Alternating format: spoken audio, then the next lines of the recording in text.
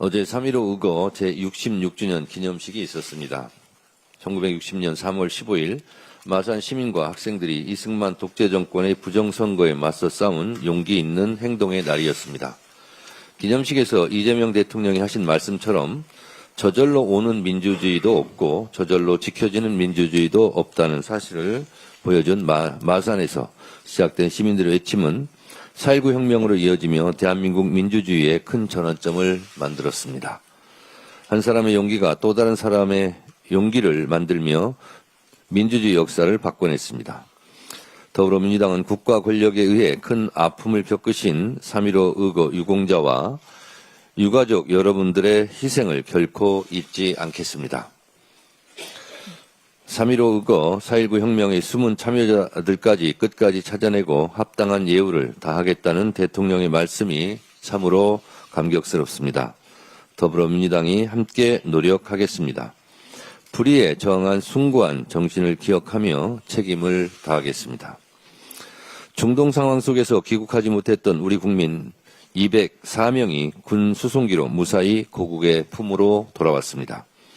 작전명 사막의 빛, 혼란과 불안에 떨던 국민들에게 글자 그대로 희망의 빛이 되었습니다. 국민의 생명을 최우선으로 지켜내기 위해 군용기 투입을 적극 검토할 것을 지시하신 대통령의 결단이 무사 귀환을 가능하게 했습니다. 이번 작전은 국가의 존재 이유를 다시 한번 증명해 보였습니다. 정부와 군, 관계자 여러분의 헌신에 감사드립니다. 세계적인 불안정이 여전히 계속되고 있는 상황입니다. 외교안보부처 간 긴밀한 협조와 정보 공유, 국민안전 대책에 만전을 기해야 할 것입니다.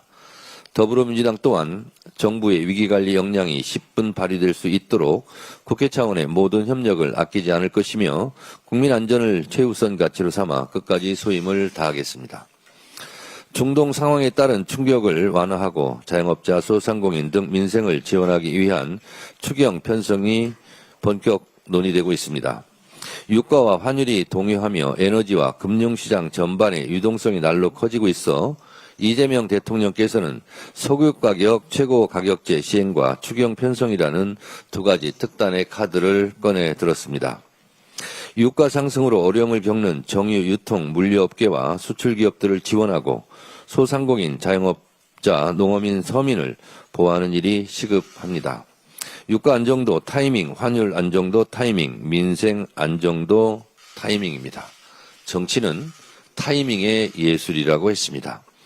더불어민주당은 이재명 정부의 계획에 적극 찬성하며 이를 뒷받침하기 위해 총력을 다할 것입니다. 기획예산처에서 추가 국채 발행 없이 초과세수를 활용해 추경을 편성하겠다는 방침을 밝혔습니다. 재정 건전성에 영향을 미치지 않으면서도 우리 경제와 민생 안정을 위한 지원이 충분히 가능하다는 뜻입니다. 민생에는 여야가 따로 없습니다. 선거용 혈세 살포라는 등의 국민의힘 망언은 국민을 아주 우습게 여기는 발언입니다. 경제와 민생을 살리기 위한 정부의 노력을 여의도 문법으로 곡해하지 말고 적극 동참하기 바랍니다. 사실 GDP 대비 국가 부채율은 우리는 OECD 국가 중에서 상당히 양호한 편입니다. 국채를 발행해서 추경을 하자는 것도 아니고 세수가 늘어날 것을 예상해서 추경을 편성하자는 것에 대해서 반대하는 것은 국민의힘이 윤석열 검찰 독재 정권 때 3년 동안 했던 버릇을 그대로 지금 답습하고 있는 것입니다. 세금이 많이 거칠 것 같아서 더 늘어날 것 같아서 지금 당장 필요한 민생에 투여하겠다는 것에 대해서 반대한다면 그러면 지금 중동 상황으로 어려워진 민생 경제에 나몰라라 하겠다는 것인데 그게 야당의 태도인지 다시 묻고 싶습니다. 지금처럼 대외 여건이 복잡한 때일수록 국회가 나서서 경제와 민생 전반에 미칠 충격을 줄이기 위해 방파제 역할을 다해야 합니다. 관계부처에서는 추경 소요 규모를 신속히 파악해 최대한 빨리 추경안을 마련해 주시기 바랍니다. 국회도 정부의 추경안이 제출되는 즉시 심사에 착수하겠습니다. 역대 가장 빠른 추경안 처리가 작년 5월이었는데 국회에 제출된 지 10일 만에 이루어졌습니다. 이번에도 최대한 속도를 내서 이 기록을 깰 수 있도록 이를 통해 역대 가장 빠르게 추경 집행이 되고 민생이 안정될 수 있도록 만전을 다하겠습니다. 누차 말씀드리지만 검찰개혁은 이재명 정부와 민주당의 깃발이자 상징입니다.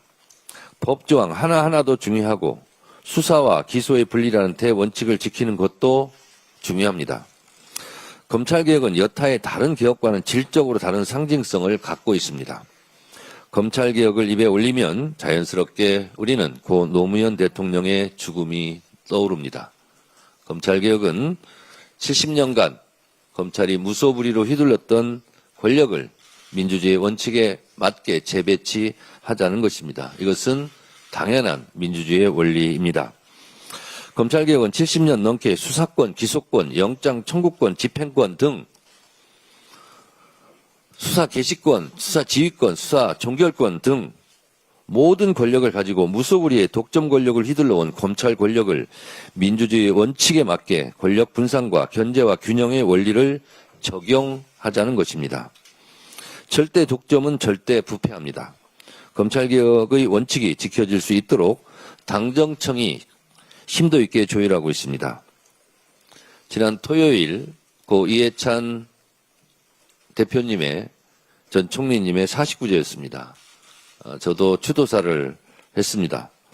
고 이해찬 총리의 말씀처럼 진실하고 성실하고 절실한 마음으로 빠른 시간 안에 결과물을 내올 수 있도록 최선의 노력을 다하겠습니다.